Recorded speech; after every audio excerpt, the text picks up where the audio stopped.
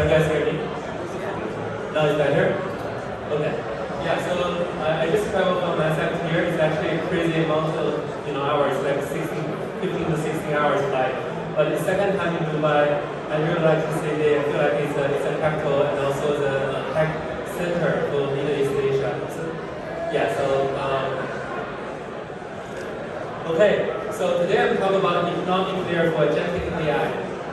My name is Scott. I'm co-founder and CTO of Kite AI. And before Kite AI, I founded a streaming DB company called RisingWave. We raised actually 45 million for that time. Before that, I was building at Uber. I was engineering community HR at Uber, so supervised all the engineering design at Uber. I also co-founded Uber's first internal skill.ai from scratch, so just grew from myself to 200 people.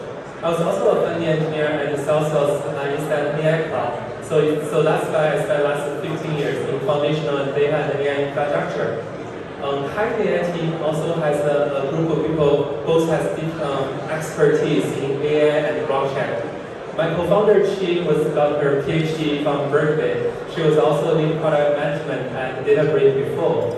We also have Yusuke in the AI development here. He has 30 plus patents and 15 plus populations in the AI field.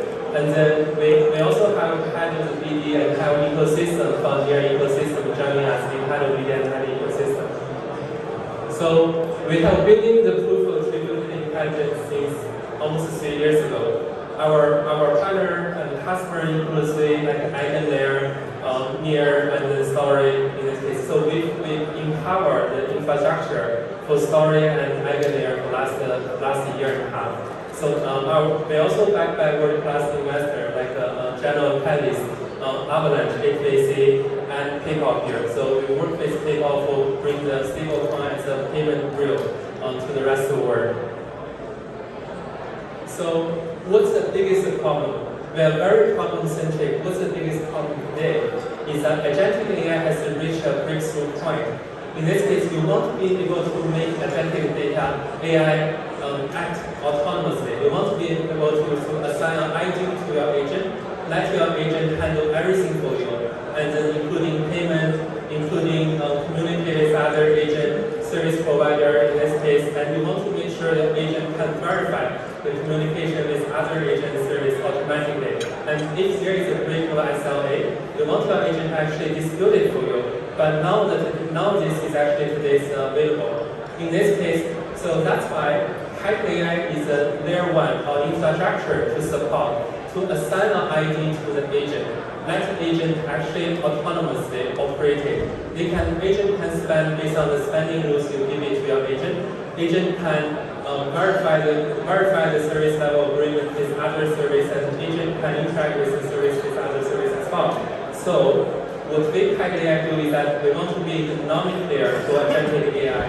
We want to make sure agent was able to find its ID, just interact on behalf of you, discover service on behalf of you, transact transact with other service on behalf of you, and operate automatically. So depending on time, we can do a live demo today. Like I basically just my personal agent can build with my Uber agent and then interact with the Uber agent and interact on behalf of me. So Kite AI is building an infrastructure, a layer 1 ecosystem to allow agent actually interact on behalf of me. For example, to discover service available there, install service available there, and then to interact with the service and then transact with service. Now I want to do a live demo here. So this is an agent run locally. Everything run locally here, and then so basically what I have here is that my local agent able to interact with the Kite AI service provider. In this case, it's actually there's an Uber service provider here. So in this case, I say, hey, my personal agent find the Uber service on top of the platform, order Uber for me, and then I have a budget of $20.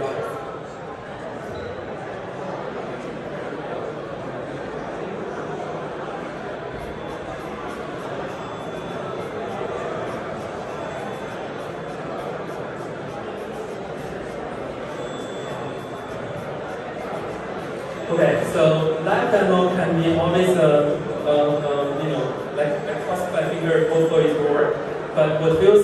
that the agent is actually automatically has an ID for itself. The agent can talk with the rest of the world.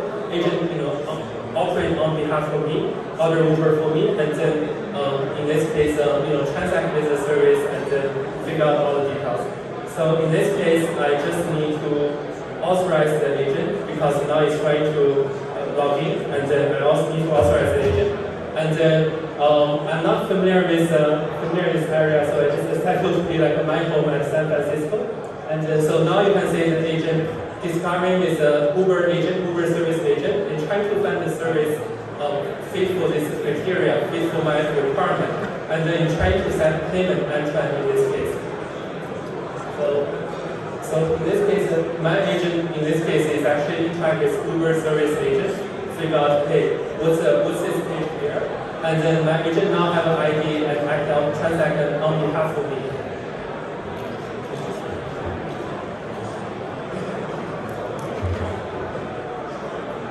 So in this case, I hard code the address, my home address.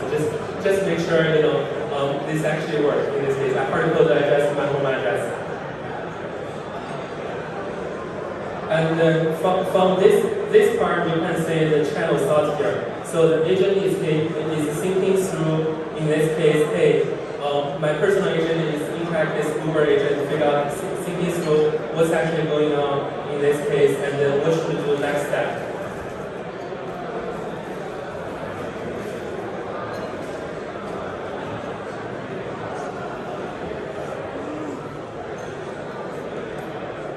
Okay, so now for anyone who is familiar with San Francisco, now it's actually calling an Uber from San Francisco, and then so agent is pretty smart in this case. And so it will not only figure out exactly what button to press, it will figure out option as well. For example, when I give the instruction there, I give very vague instruction.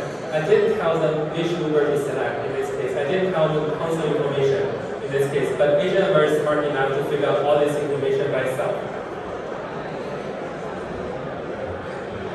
If you look at the agent thoughts here, currently it's figuring out what Uber to order. Okay, now it's requesting right.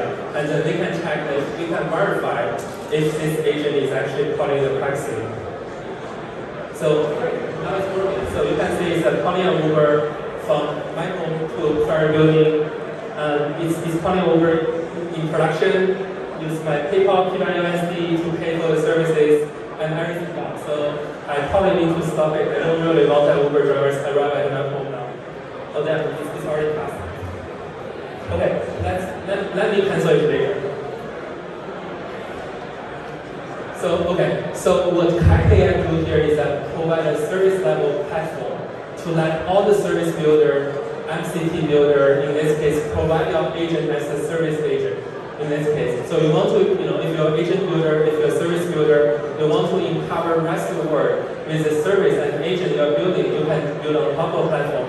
In this case, we assign ID to the agent, we allow the agent to interact with your service, interact with service, and pay for the services.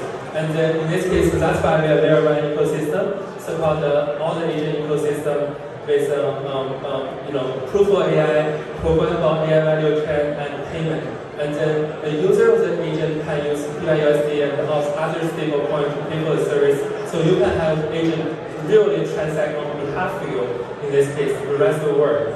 And then why we actually need a purpose-built L1? The reason is that we want to make sure all the existing L1 are not built for AI. They are built for financial transactions. If you think about all the existing L1, they are built for transaction. In this case, they're not built for AI inference. They're not built for AI verification. So that's why, from execution layer, Kite AI do the additional customization to support AI computing. And from settlement layer, we want to make sure every single transaction, every single interaction between AI agent to the service provider or agent provider can be verified. So that's why we do the console customization, not only on the extrusion layer, but also on the settlement layer and consensus layer. So in this case, based on the AI contributor's contribution, we can reward the corresponding reward to the corresponding AI contributor. So that's why we need to build our own layer 1 to meet all these requirements. So Kite AI underlying is actually unlocks three aspects of the product. we want to make sure we have a marketplace.